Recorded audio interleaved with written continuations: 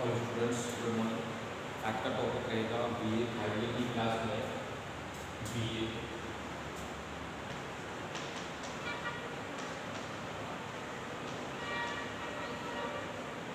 Third year की class में topic है ये चैप्टर नंबर 1 जो है आपका 4वां पार्ट है, जिसमें आपके महत्वपूर्ण क्वेश्चंस आंसर से रिलेटेड बात करेगी। तो इसमें सबसे महत्वपूर्ण बात यह है कि जो 4वें पार्ट जो है, चौथा पार्ट है, उसमें सबसे महत्वपूर्ण बात यह है कि इसमें से महत्वपूर्ण क्वेश्चन आंसर्स या फिर क्वेश्चन जो बनेंगे वो कौन कौन से बनेंगे, उसके बारे में आज का टॉपिक है। ठीक है, तो आज बात आती है कि सबसे महत्वपूर्ण बात यह है कि आज का टॉपिक क्या है। ठीक, टॉपिक ये है कि प्रशासनिक व्यवहार से रिलेटेड टॉपिक है। क्या है? प्रशासनिक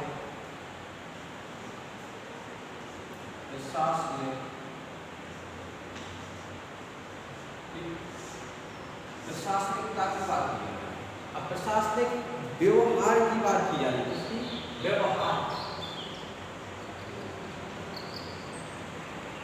प्रशासनिक व्यवहार की बात की गई है। इसमें आपको प्रशासनिक व्यवहार से रिलेटेड जितने भी क्वेश्चन बनेंगे या फिर प्रशासनिक व्यवहार जो चैप्टर का नाम है, जो पार्ट का नाम है, उसकी जो भी क्वेश्चन बनेंगे उसके बारे में आपको बताया। ठीक, जो भी महत्वपूर्ण क्वेश्चन बनेंगे उसके बारे में आपको बताया जाएगा। तो सबसे पहले आपको लिखना शुरू करेंगे क्वेश्चन नंबर 1। क्वेश्चन नंबर 1, ठीक, क्वेश्चन नंबर 1 में आपको लिखना है कि जवाबदेहिता की अवधारणा, क्या जवाबदेहिता की अवधारणा का विस्तृत वर्णन कीजिए। अब क्या है जवाबदेहिता का की अवधारणा का विस्तृत में वर्णन कीजिए। क्या है कैसे? विस्तृत रूप से इसका वर्णन कीजिए। तो ध्यान रखें कि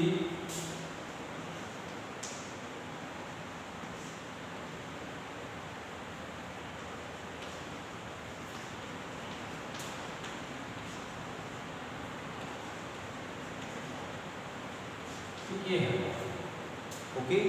अब है क्या कि जवाबदेहिता की अवधारणा का विस्तृत रूप से वर्णन कीजिए।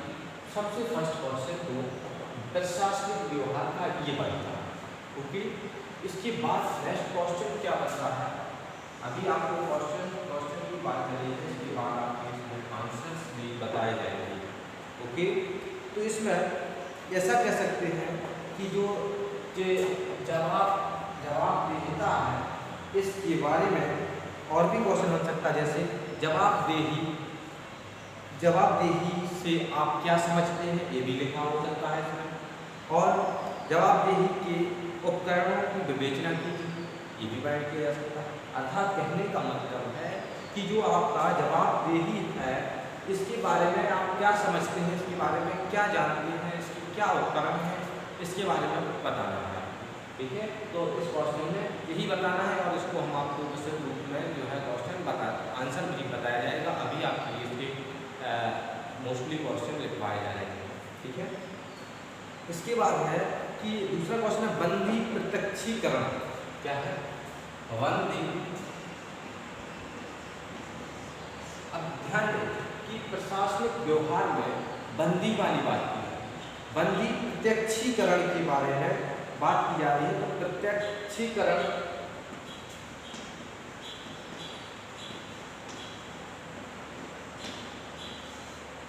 अब इसमें क्या है? बंदी प्रत्यक्षीकरण क्या है, इसके बारे में बताना है।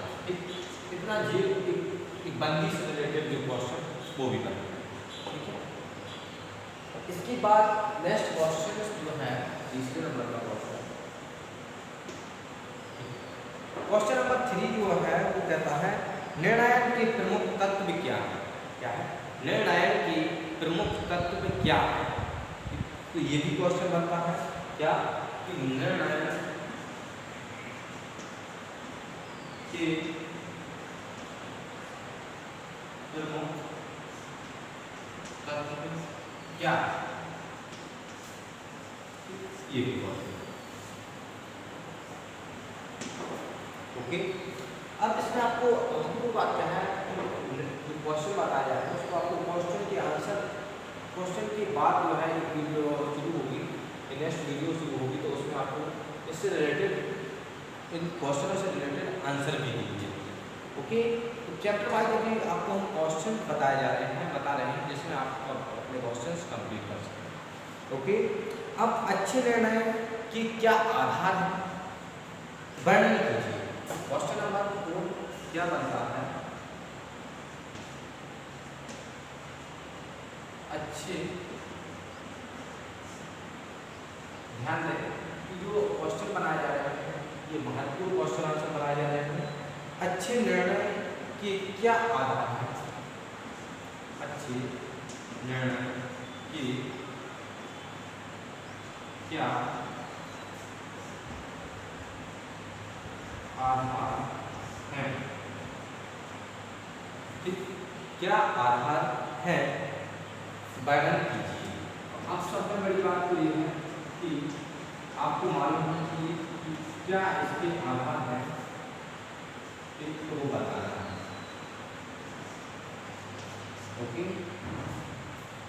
ये था आपका क्वेश्चन नंबर 4, जिसमें आपको क्या बताना, प्रशासनिक विभाग में सबसे इम्पोर्टेंट क्वेश्चंस जो है उनके बारे में आपको बताना है।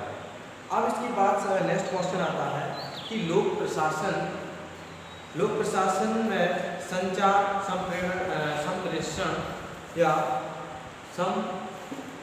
संप्रेषण के तत्व या महत्व की विवेचना कीजिए। तो अब इसमें ये भी क्वेश्चंस मोस्ट या फिर ऐसे कह सकते महत्वपूर्ण क्वेश्चन में ले सकते हैं, जो कि आप लिखेंगे, सभी लिख लेंगे कि लोक प्रशासन में संचार, सभी लिख लेंगे, लोक प्रशासन में संचार संप्रेषण के महत्व की विवेचना कीजिए। ठीक है, इसके बाद क्वेश्चन भी आता है नेक्स्ट कि अगला क्वेश्चन जो है तो उसमें नेतृत्व की परिभाषाएं बताइए, ऐसा कहा गया। क्या है?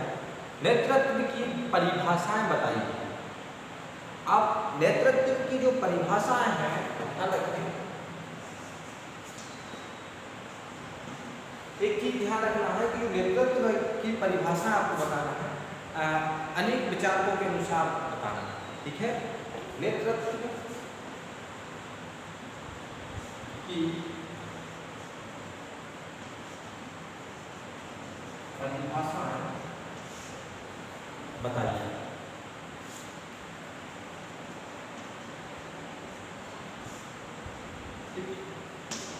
ये है, तो इस प्रकार से जो 5 क्वेश्चंस मैंने बता दिए।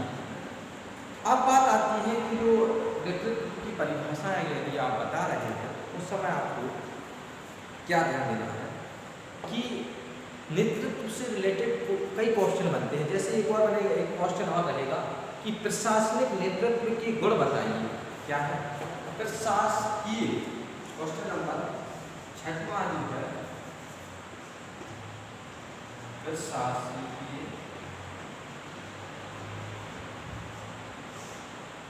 नेतृत्व के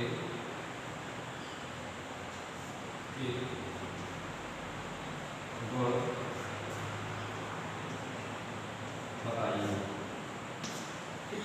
क्या बताएगा? प्रशासकीय नेतृत्व के गुण बताइए और प्रशासकीय नेतृत्व के कार्य बताइए। नेक्स्ट क्वेश्चन क्या बनेगा? प्रशासकीय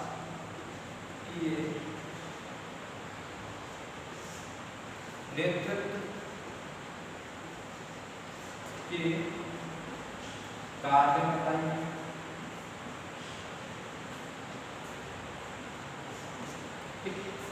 क्या बताइए? कार्य बताइए। इसके बाद नेक्स्ट क्वेश्चन क्या रहेगा? नेक्स्ट क्वेश्चन जो है अब रहेगा, नेक्स्ट क्वेश्चन में आपको क्या करना है कि 8वां क्वेश्चन है कि जो कार्य हो गए हैं, इसके बाद है निर्णायक प्रबंधन का मुख्य कार्य। जो निर्णायक का एक क्वेश्चन बताया था अभी कि निर्णायक प्रबंधन का मुख्य कार्य समझाइए। निर्णायक ये क्वेश्चन है, निर्णायक के प्रमुख तत्व क्या है ये पूछा गया था। और अब क्वेश्चन क्या पूछा गया, निर्णायक प्रबंधन का क्या है, निर्णायक प्रबंधन का कार्य समझाइए।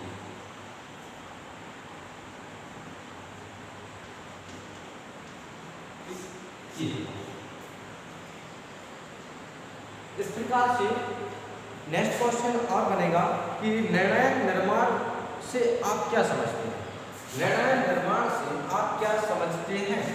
क्वेश्चन नंबर 9 आता है कि निर्णय के निर्माण से